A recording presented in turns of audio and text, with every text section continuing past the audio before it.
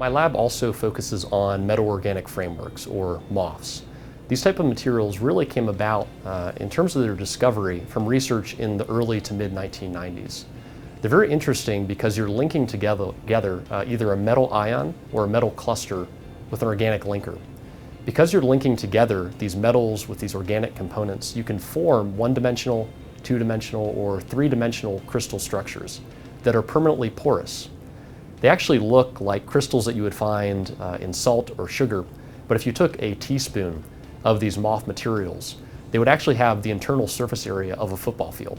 And so you could think about functionalizing the internal surface of these MOFs. You could functionalize them in a way to selectively bind to a certain molecule or reject another type of molecule. You can also define what that pore shape and geometry is. And by doing that, you can allow one molecule to pass while another one is rejected.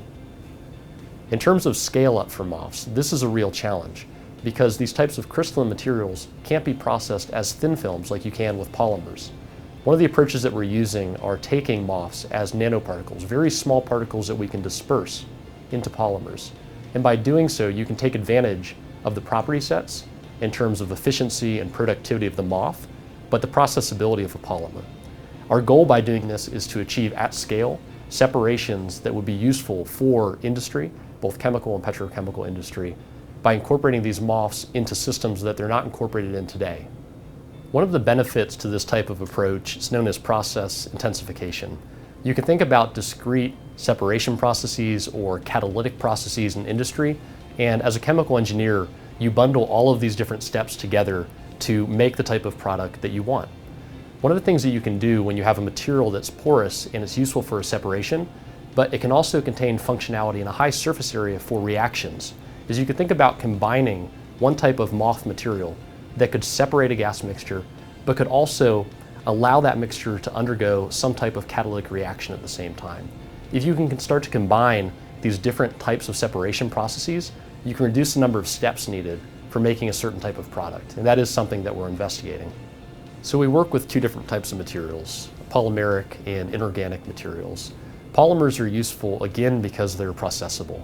But the disadvantage here is that the spacing where molecules can move through these polymers as membranes, it's transient.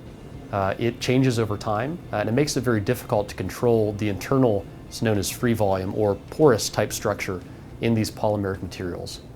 MOFs, on the other hand, are permanently porous.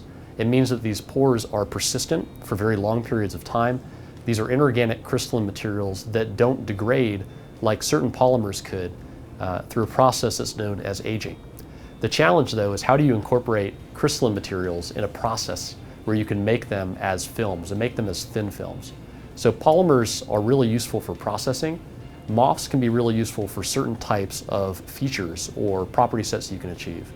But how do you combine those together to achieve the type of material that has the property sets that you're looking for?